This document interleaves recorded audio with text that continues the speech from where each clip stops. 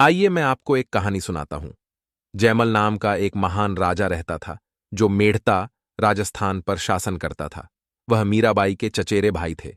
मीराबाई की तरह जयमल भी एक महान कृष्ण भक्त थे। उन्हें अपनी कृष्ण पूजा के दौरान कभी भी कोई परेशानी पसंद नहीं था, चाहे वह कितना ही महत्वपूर्ण क्यों ना हो। जयमल के शासनकाल के दौरान मारवाड़ के राजा मालदेव ने मेड़ता पर हमला करने और कब्जा करने का फैसला किया। वह बहुत शक्तिशाली शासक था। अतः मालदेव ने अपनी सेना के साथ मेड़ता पर कब्जा करने के लिए प्रस्थान किया। उस समय जयमल अपने कमरे में पूरी भक्ति के साथ भगवान कृष्ण की पूजा में व्यस्त थे और उन्होंने सभी से कहा था कि उन्हें परेशान न करें। अब मेड़ता सेना के कमांडरों को मालदेव के हमले की सूचना मिल गई और वे घबरा गए। वे अपने राजा के बिना कुछ भी निर्णय नहीं ले सकते थे।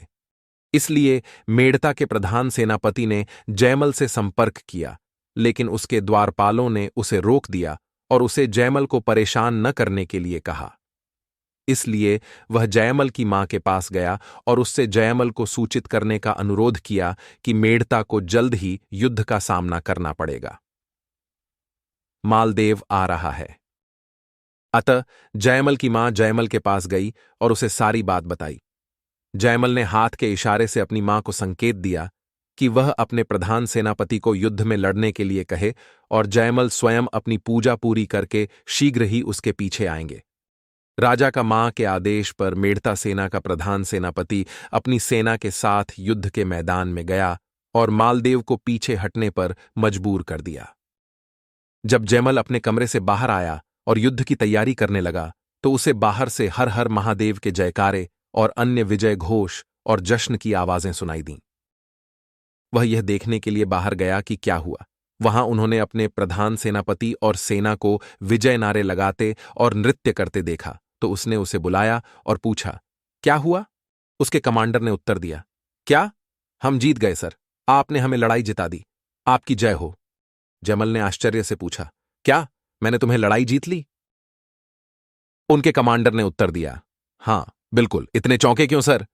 जयमल ने फिर कहा, लेकिन मैं तो अपने कमरे में भगवान कृष्ण की पूजा कर रहा था। उनके सेनापति ने कहा, आप कैसी बात कर रहे हैं महाराज? आप कुछ मिनटों के बाद पहुंचे और मोर्चे पर लड़ रहे थे और हमारी सेना को निर्देश दे रहे थे कि कैसे लड़ना है।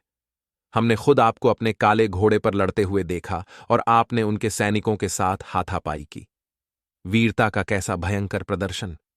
आपने बिल्कुल दुश्मनों पर कहर बरपाया और इतने कम समय में हमें युद्ध जीत लिया। जयमल को एकदम आश्चर्य हुआ और कुछ देर तक विचार करने के बाद वह अपने कमरे में चला गया। वहां उसने देखा कि भगवान कृष्ण की जिस मूर्ति की वह पूजा करता था, उसमें से पानी टपक रहा था, मानो पसीने से लथपथ हो। जयमल को समझते देर न लगी कि क्या हुआ। इसके बाद उन्होंने देखा कि मूर्ति के कानों से एक कुंडल गायब था। इसीलिए जयमल स्वयं युद्ध के मैदान में गए और उन्हें वहां खोया हुआ कुंडल पड़ा हुआ मिला और उस स्थान को ही मेड़ता में कुंडल कहा जाता है। इस घटना से पहले ऐसा कोई उदाहरण नहीं था जब मालदेव किसी जगह पर कब्जा करने गया हो और जीत न सका हो।